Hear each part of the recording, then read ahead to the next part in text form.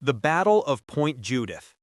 Clary Edwards was rousted from bed at 5 a.m. by the sound of loud pounding.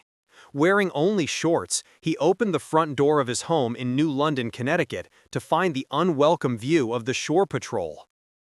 "These two guys are telling me to get dressed because there's a U-boat cornered off Block Island," recalled Edwards, who was a Navy diver serving aboard the submarine rescue ship USS Penguin ASR-12. "Well, I thought these guys were nuts." The war is over.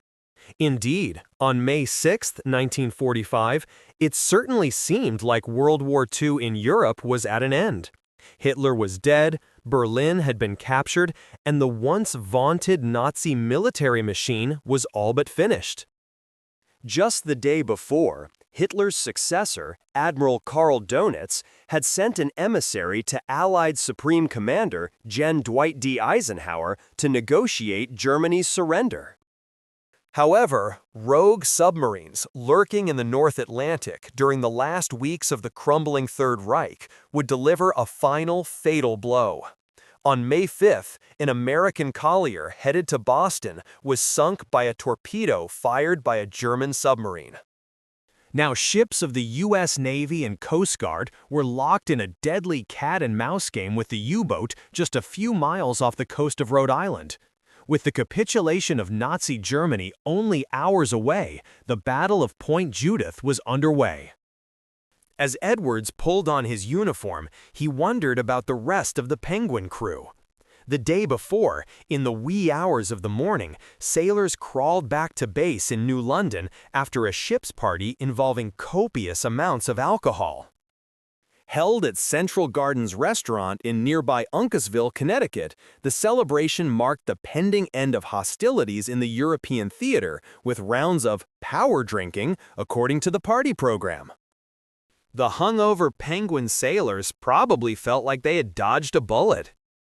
The war with Germany was about to end, and they had survived the worst of the Battle of the Atlantic, which had claimed an estimated 72,000 Allied lives, 3,500 merchant vessels, and some 175 warships. Yet, sailors along the New England coast were headed back into harm's way. "It's like Yogi Berra said, it ain't over till it's over," said retired U.S. Navy Rear Admiral Samuel Cox, director of the Naval History and Heritage Command and curator of the Navy. "No one wants to be the last to die in a war, but there has to be a last one." Most of the sailors were probably thinking, "We have a duty to do, and we're going to do it." Few Americans were prepared for the events of that spring day 80 years ago, when a torpedo fired by U-853 sliced off the stern of the SS Black Point, the last American merchantman sunk in World War II. She sank in 85 feet of water in Block Island Sound, just 2 miles from the village of Point Judith at the entrance of Narragansett Bay in Rhode Island. The naval engagement is remembered by some as the last battle of the North Atlantic in World War II, though other German submarines were still on the prowl elsewhere.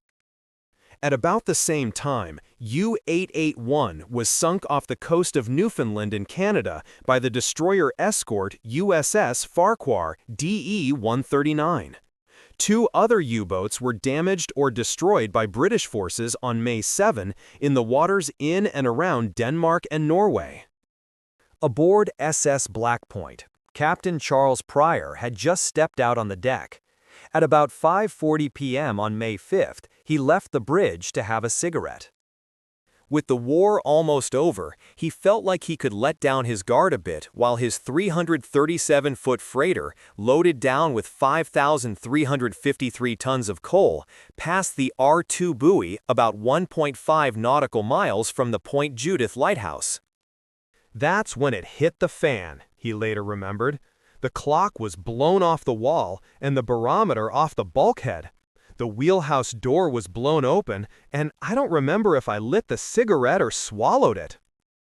I could smell gunpowder in the air, and the stern of my ship was completely blown off. Howard Locke was also caught off guard by the attack. The 19-year-old merchant marine from Georgia was in the fire room shoveling coal into the furnace of a boiler when he heard a loud explosion and felt a violent shudder. The lights went out and water surged all around him. Locke ran to the main deck and was stunned to see the stern missing. As he prepared to abandon ship, he heard a terrible scream. It was the Black Point's mascot, a chimpanzee, who was below decks. Locke then dove into the ocean. "The last thing I remember was that monkey hollering," he later told a newspaper reporter. At the time of the explosion, U.S. Navy gunner Stephen Svets was manning the 6-pound cannon on the ship's stern. He had no memory of what happened next. When the torpedo hit, it sent him and a quarter-ton section of the gun mount spiraling through the air. Swets was found on the bow and helped off the ship as it sank. He was the only survivor from the fantail. Swets's battery mate, boatsman's mate second class, Lonnie Whitson Lloyd, was not so lucky. The naval armed guard gunner was the last U.S. sailor to die in combat in the North Atlantic. Within minutes of the torpedo attack, Pryor ordered the crew to abandon ship. Clinging to life rafts and debris were 34 survivors. Including Lloyd, 12 men were either killed instantly or died trapped below decks when the bobbing stern slipped below the surface. The SS Black Point foundered for about 25 minutes, then rolled over on its side and sank. Above, undated photo of the SS. Black Point. As it made its way from New York to Boston, the collier was torpedoed by U-853 on May 5, 1945. The same day, all German subs were ordered to cease operations and return to base. The sinking off the Rhode Island coast prompted a hunt for the U-boat that ended with its demise. Top. The World War I-era patrol boat USS Eagleboat 58, pictured, was a sister ship to the Eagleboat 56 that was towing targets for U.S. Navy dive bombers in training 3 nautical miles off Cape Elizabeth when she was torpedoed by U-853 on April 23, 1945. The subsequent sinking took the lives of 54 of the 67 crewmen aboard the patrol boat. In Block Island Sound, about 22 miles northeast of Montauk Point on Long Island. Rather than run, U-853 slowly settled on the seafloor, apparently waiting for another opportunity to strike. However, time was running out for the German submarine as ships from U.S. Navy Task Force 60.7 were storming to the scene to hunt it down. Though no one realized it at the time, the Battle of Point Judith had actually begun weeks earlier off the coast of Maine. At noon on April 23, the patrol boat USS Eagle 56, PE-56, was towing targets for bombing exercises in Casco Bay, a few miles from Port Elizabeth. Suddenly, a geyser of water shot 300 feet into the air as an explosion rocked the World War I-era patrol boat amidships. The 200-foot vessel split in two and sank within minutes, taking 49 sailors to the bottom with her. It was the greatest loss of Navy personnel in New England waters. Machinist mate second class John Breeze of Washington was one of 13 survivors. As he desperately scrambled off the sinking Eagle 56, he noticed a submarine conning tower with red and yellow markings. "I only saw it momentarily," he later told a newspaper reporter. "We didn't know what we'd hit or what hit us." You don't think about things like that. All you think about is saving your own life. Nearby, the crew of the collier SS Plymouth witnessed the attack. Merchant Marine Loring Budd of Maine was on watch in the engine room when he heard his chief exclaim, "Christ almighty, they just sank our escort!" At a naval court of inquiry a week later, 5 sailors testified they had also seen the U-boat with its colorful insignia. Remarkably, the board ruled that a boiler explosion had sunk the Eagle 56. That decision was overturned in 2001 after a re-examination of the evidence. Small, as well as many others, didn't accept the initial determination. The Navy didn't want it out that the Eagle was sunk by a submarine, he told a reporter years later. I knew it! The fellows on the deck saw a submarine, but the Navy Department said, "Shut up." Amazingly, Small also was on hand for the sinking of the Black Point. On May 5, the freighter Plymouth was trailing the Black Point by just a few miles. Laden with coal, both ships chugged up the coast to Boston. Small remembered the engine room chief uttering a similar expletive the second time around. Christ almighty, they just sunk the Black Point. The architect of this death and destruction off the coast of New England was the 24-year-old captain of U-853. Oberleutnant zur See Helmut Fremsdorf was at the helm of the Type IXC-40 U-boat when it departed Norway on February 24, 1945. He had taken over for Oberleutnant Helmut Sammer, who had been wounded 28 times when the submarine was strafed the previous year by two Grumman FM-1 Wildcat fighters from the escort carrier USS Croatan CVE-25. U-853 was nicknamed Der Seiltanzer, after Sammer, who had deftly extricated the submarine from several close calls on its first patrol in 1944. The conning tower featured a large yellow shield with a red horse, the same colors as reported by witnesses during the sinking of the Eagle 56. Before departing on U-853's third and final patrol, the 6-foot 10-inch Fremsdorf met with Sammer, who was still recuperating in the hospital. Now a Kapitänleutnant, the older submariner cautioned his protégé about the mission he was about to undertake. The war is nearly at an end. Do not be frivolous with the crew. They are all good boys. Make sure you bring them home. Unfortunately, Fremsdorf may have had notions of glory. On previous missions, U-853 had failed to score a kill. With no sunken ships to the sub's credit, the young commander appeared willing to risk crew and craft in an attempt to earn an Iron Cross. Captain Bill Palmer, a scuba diver and charter boat captain based in Mystic Seaport, Connecticut, believes that was the case. For his 2012 book, The Last Battle of the Atlantic, The Sinking of the U-853, Palmer wrote that Fremsdorf had a Halsschmerzen, or sore throat. That is, he was desperate for the prestigious German military decoration to be placed around his neck. I spoke to a number of U-boat officers and sailors and was told Fremsdorf had a sore throat, Palmer said in a 2020 interview. He was looking to distinguish himself before the war ended. But you don't do that when 50 men are depending on you for survival. If that is the case, it would explain why Fremsdorf disobeyed at least 2 direct orders from Admiral Donitz. The acting leader of Germany and head of the Kriegsmarine sent out a May 4th radio message, effective May 5th, to all submarines to cease combat activities and return to base. Either Fremsdorf ignored that directive or never received it. Either way, it was a tragic failure. More likely, he missed the order rather than ignored it, Cox said. There were a couple of other die-hard submarines out there. In addition, Donitz had banned U-boats from attacking at depths of less than 200 feet because of the risk of being spotted from the air or hunted down by ships. When Fremsdorf torpedoed the Black Point, he was operating in about 100 feet of water.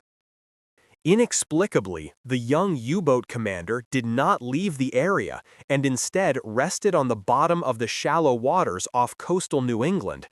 It was Fremsdorf's second deadly mistake. When the Black Point went down, ships of Task Force 67 were on their way to Boston. They had just escorted a convoy of merchant ships to New York City from Oran and were moving at full speed up the coast when orders came to reroute to Point Judith. The task force was led by Commander F.C. Smith. McCune, who was on board the USS Ericsson DD-440, captained by Lieutenant Commander Charles Alexander Baldwin. When the radio message arrived, the Benson/Gleave-class destroyer was in the Cape Cod Canal. The other ships, destroyer escorts USS Amick, DE-168, and USS Atherton, DE-169, and frigate USS Moberly, PF-63, were strung out behind it in Massachusetts' Buzzards Bay. With the flagship out of the picture, U.S. Coast Guard Lieutenant Commander Leslie B. Tollackson of the Moberly took temporary command of the task force. Manned by Coast Guard officers and crew, the U.S. Navy frigate and the other two ships arrived off Point Judith at around 7:20 p.m. and began searching for the U-boat. About an hour later, Lieutenant Commander Louis Iselin of the Atherton reported contact with a possible submarine. The Cannon-class destroyer escort made a sweep with magnetic depth charges. One exploded, so Iselin followed with 3 rounds of Hedgehog projectiles. Each attack resulted in more explosions. A quick check with searchlights detected oil geysers, air bubbles, and considerable debris, according to the after-action report. McCune resumed command of the task force when the Ericsson arrived. Unsure if they had hit the submarine or a previously sunken ship, he ordered the Atherton to mark the spot while all 4 vessels continued searching throughout the night. While Atherton's crew was doing its best to destroy U-853, the ship's doctor was trying to save a German life. In sickbay, Lieutenant Maurice Witzke was performing emergency surgery on prisoner Franz Kronis, a captured Wehrmacht private who was critically ill with a ruptured appendix. Kronis had been transferred to the Atherton so Witzke, a Jewish doctor, could remove the organ. Gunner's mate Preston Davis of Virginia was fascinated that a German prisoner was on board his ship. He snuck down to sickbay to see Kronis. "I just walk by and look at him every now and then," Davis told a reporter years later. Kronis survived the operation and went back to Germany after the war, where he told his family and friends how a Jewish doctor saved his life, said Davis, who reached out to Kronis in 2006. At daybreak, the task force returned to the original contact site and discovered a grim scene. Floating on the surface, German officer's cap, believed to be that of the commanding officer of the submarine, Southwester, several emergency abandoned ship, kits containing canteens, rations, and inflatable rubber life rafts, considerable air bubbles, oil slicks extending for a distance of over a mile, considerable other debris, much of which had German markings, a jackstaff, chart tabletop, planking, co. Considerable other miscellaneous debris. McCune was not convinced the U-boat was dead, so he ordered a resumption of sweeps. The Amick had departed to escort a Canadian freighter, so the duties fell to the Moberly, Ericsson, and Atherton. Other destroyers had joined the hunt, searching outside the initial contact area in case the subs slipped through the cordon. The task force was joined by 2 U.S. Navy blimps, the K-16 and K-58, from Lakehurst Naval Air Station in New Jersey. Part of Airship Squadron ZP-12, the dirigibles deployed sonobuoys and magnetic anomaly detectors along with dye and smoke flares. K-16 fired 6 rocket bombs, while K-58 also dropped 2 depth charges, after which more debris was spotted. Incredibly, sonar readings showed that U-853 was still moving, creeping slowly along the bottom. McCune determined the sub was likely damaged, though the pressure hull had not yet been breached. He ordered the Moberly and Ericsson to move in for the kill, each firing a series of hedgehogs. After that, no more movement was detected. The U.S. Navy later gave credit to the Atherton and Moberly for sinking U-853. On the off chance there might be survivors, USS Penguin was ordered to the last known contact site. On May 7, the day Nazi Germany surrendered, 2 Navy divers descended to the bottom, where they detected 2 holes in the U-boat's hull. In hopes of securing the logbook, one of the divers opened a hatchway and found several bodies blocking the way. He removed one and brought it to the surface. The remains were later identified as those of Matrosen Obergefreite, Sailor Corporal Herbert Hoffmann, who was 23 at the time of his death. His body was later sent to a hospital at Naval Station Newport in Rhode Island. What happened to his remains after that is unknown. Scheduled for the next dive on the sunken U-boat, Clary Edwards was suited up on the diving platform when he was ordered to stand down. I said, "What's going on?" and was told that all diving operations were to stop due to unexploded depth charges, he later told Bill Palmer, a Mystic Seaport scuba diver who has explored the wreck several times over the past 50 years. No further dives were ordered by the Navy, which had future nautical charts of the site marked with the cautionary, "Danger, unexploded depth charges." The story does not end here, though. Rumors abounded in the 1960s that the U-853 carried Nazi gold at the end of the war. The scuttlebutt proved to be false. Also in the 60s, a wealthy entrepreneur wanted to salvage the U-853 and raise it as a tourist attraction. He even went as far as to remove skeletal remains from the wreck. His plans were halted after objections from the U.S. and German governments, local officials, and religious leaders. Now considered a military grave for the remaining 53 dead sailors, the site is protected from looting by international law. "We, the Navy, consider it a war grave," said Admiral Cox. Official policy is that a sunken ship is a fit and final resting place for the sailors who went down with it. That was Navy tradition until recently, when it was codified into regulation. The unidentified remains were turned over to the U.S. Navy, which buried them with full military honors at Newport's Island Cemetery Annex. Each year, representatives of the German Navy and government attend graveside services honoring all who perished at sea in World War II.